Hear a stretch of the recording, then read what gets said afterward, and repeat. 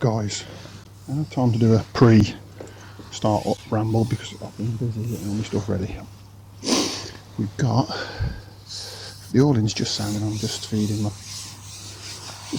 line. So going out first. I've got 2 lines at 14 metres.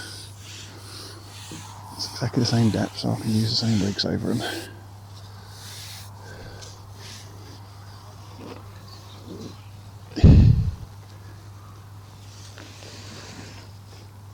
And so I'm going out and feeding my pellet line first.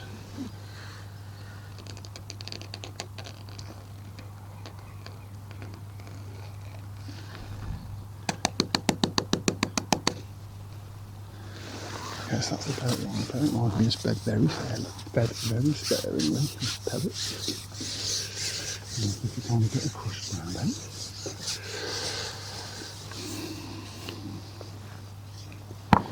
And then I've got a caster line today. I hope I'm catching some slightly better silvers, or non-skimmers should I say. These are the silvers. Right, so we're on a silvers only match at the Sedges. It's the first of 6 rounds. And today's random draw sees me on Toil Lake peg 23.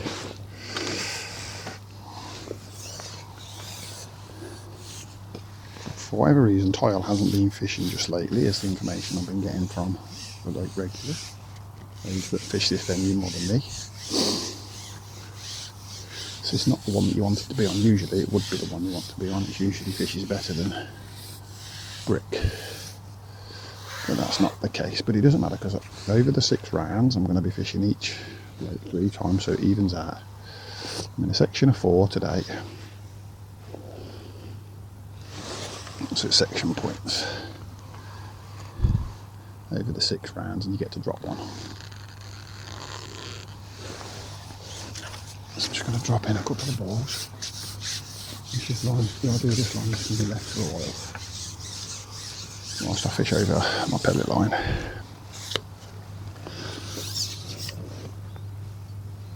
Just put enough ground bait in here to do 2 balls, and I've put some casters and some pinkies in with it.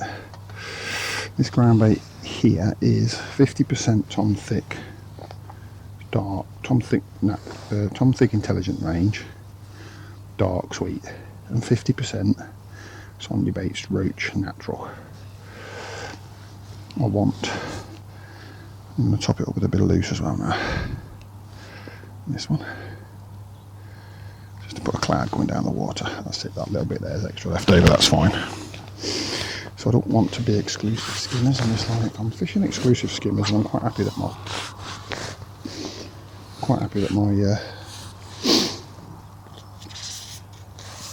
pellet approach will catch skimmers if they're gonna catch any. Apparently it's been fishing so hard, I might not. And then, so this is what I've been learning from my silver fishing this year, is that I've been too exclusive on the skimmers, and ruling out too many other silverfish. Now today we'll be looking for sort of 12-15 pound to be a really good weight. So when the weight's that low, silverfish can play a part. Play the part, so I'll finish the thing. Gonna get fishing now. So I've told you if there's anything I forget, I'll just stick over the top. Some text over the top of the footage. We're going to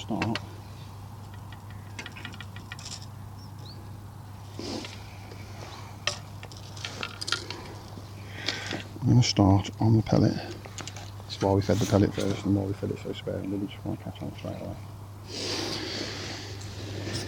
It's like 9 foot deep here,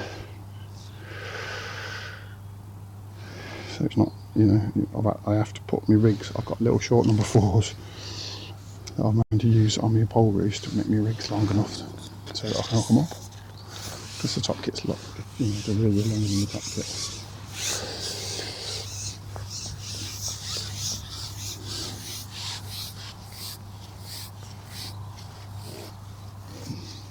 Most people seem to start on the feeder here, and I have got a feeder rod set up with a very small cage on it.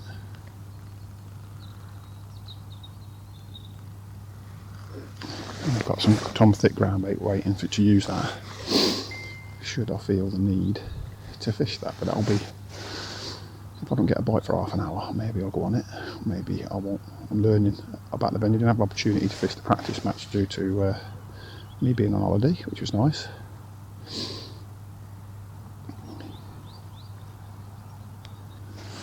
I've plumbed up another line at 16 metres. This is 14 and a half. I've got two lines at 14 and a half, and then I've got another line at 16, which I haven't put any bait on, and that'll be somewhere to go later when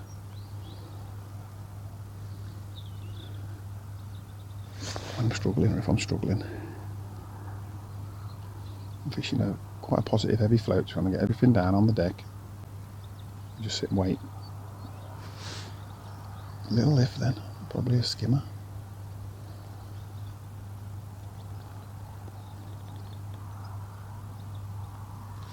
Missed it. That's a good start. Could be a line bite or anything, but very sensitive. This setup is with that. I've got a number 10 shot, 3 inches from the hook. Been quite quiet today because I've got people and pegs next to me. I don't want to really ruin their days fishing, and B, I don't really want to tell them what I'm doing. If I start catching, then they might be able to copy me. Or they might be able to glean some information from what I'm doing. Oh, it's them. We don't want that. Now that float settled better this time.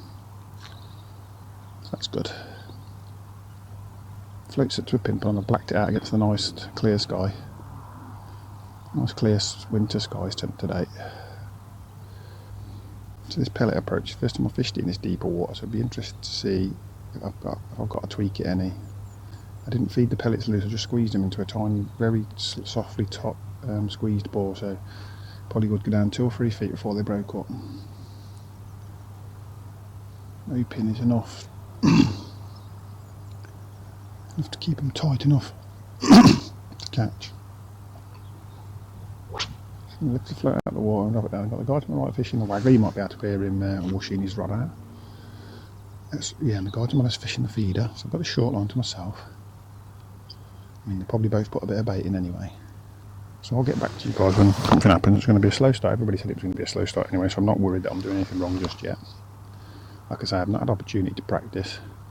So I'm not sure how my tactics are going to fare on this venue. Right guys, we're over an hour in and I couldn't get anything over my pellet line, and I've gone over my skimmer line, over me what was supposed to be my roachy line, and I've hooked a big bream. I picked up the hook's a decent bream, and I've gone back over it again and here's another one. That's 2 in 3 puts. I just had a roach in between.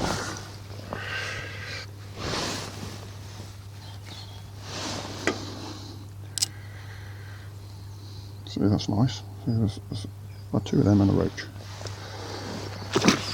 That's, that was on maggot and a pinky, that one. Yeah, it's not over the pellet line.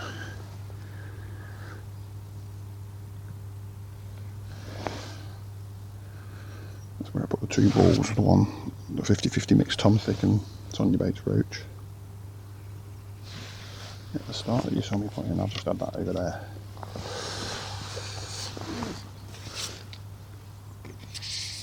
It's taking sort of 5 minutes to get an indication, but we had one in there.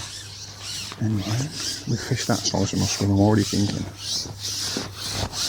I'm going to have to put some more balls. I might have to put some more ground bait in the bottle. Really want to feed them top of their heads too much. It's like catch 22 now.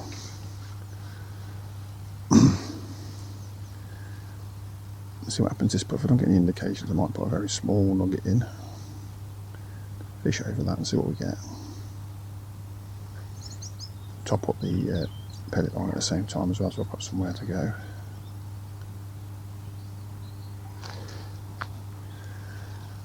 But I was, you know, after an hour and a half in, I was worrying because the guys either side of me, although they haven't had much, they've had fish and I've had nothing. But them 2 skimmers put me right back in the mix now. That's how tight it is at the moment. It's really, really slow. It's probably got me £3 in the bag with them 2.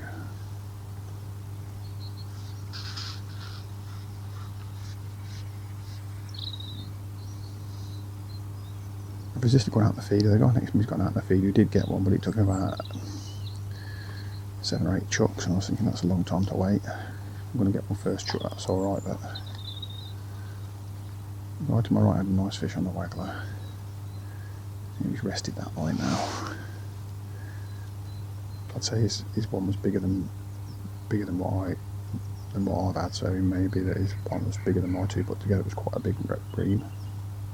But it's hard to tell in the light. It's got the sun beaming in my eyes from the right, so it's hard for me to see what's going on. I thought I'd just run the cameras for a minute or 2 because there's not a lot of footage so far other than the start, so you can, I can have a little chat to you guys. I wasn't expecting. So I went over this right hand line, put some pinkies on, nothing happened. And I thought, oh, I'm just going to catch nothing here today. And I hooked a tiny little blip, which fell off. And I thought I ain't putting pinkies on again, so I put a caster on to see if there was anything there, and I had a bream. So I went back out and I put another caster on and waited for a long time, and I had a roach. And I felt like there must be more bream there. There were sort of odd bubbles and things going on. And so I put a maggot on. And it went straight away.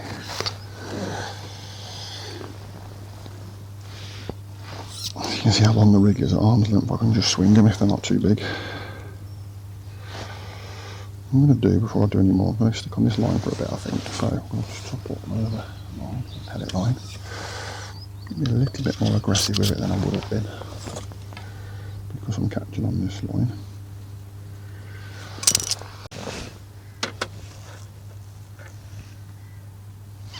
Right, it's exactly 12 o'clock, guys. I'm going an hour and a half, now 10. Oh, I always keep breaking down the wrong section. Couldn't get any more bites over me caster line, so I've got over me. I've got over my pellet line. Oh, this one, I think he's probably looked to just wrapped around. Yeah, he's just wrapped around. He's not foul locked. I wouldn't have got him in if he was foul locked. There we are. That was on the pellet.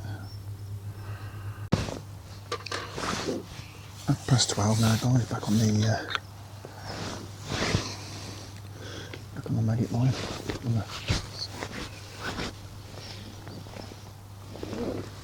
Cast the line on with it.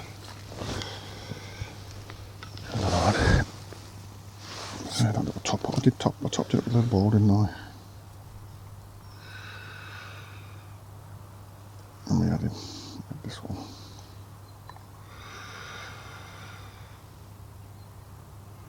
So on the settle, this one, so just watched it dropping. You just let it. So this rig's set to drop into the last few feet. This guy's got a lanky mouth, and I can't get a look out of him. An hour and 15 minutes to go, and I feel like all I can really do is rotate around these lines. I've got 4 lines now.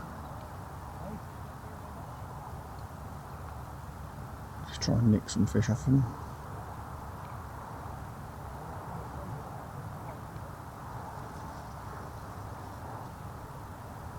Just get a couple of fish off one line would be nice.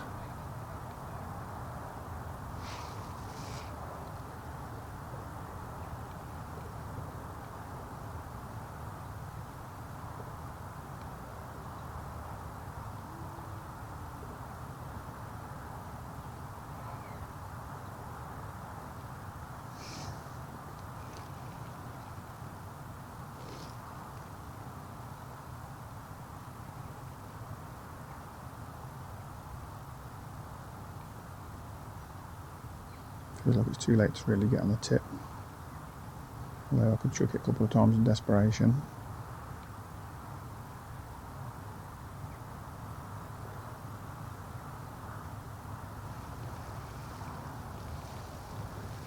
Not getting any signs on this one at all. This little fish have decided to disappear. Like they were this morning when they got here, there was just nothing on any of the lines, just nothing wanted to feed, and then they've got their heads down for a couple of hours and then they've come off again.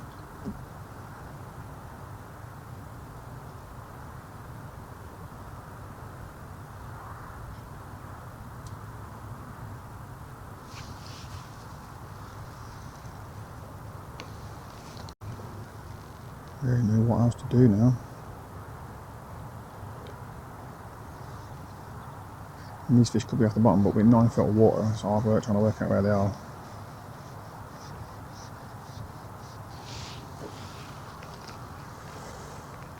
Yeah, so I thought I'd just turn the cameras and give you an update. So there's some footage of something. I think I've had about 6 or 7 skimmers, which will probably put me on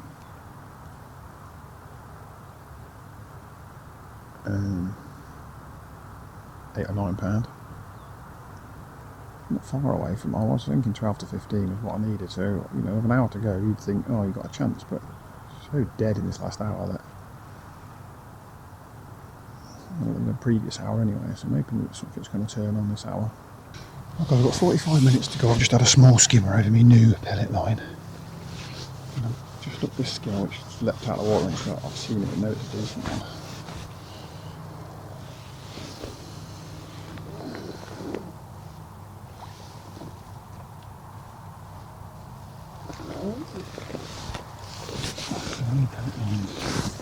Working slowly.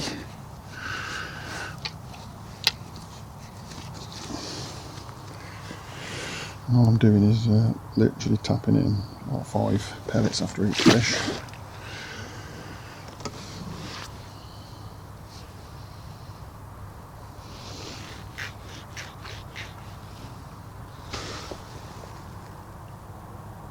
Double pellet on the hook definitely seems to make a difference. On this lake, bigger skimmers.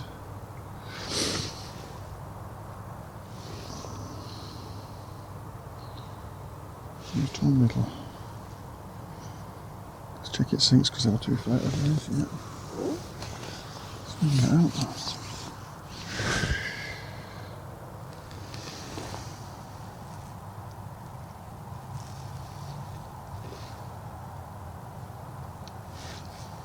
Four of that.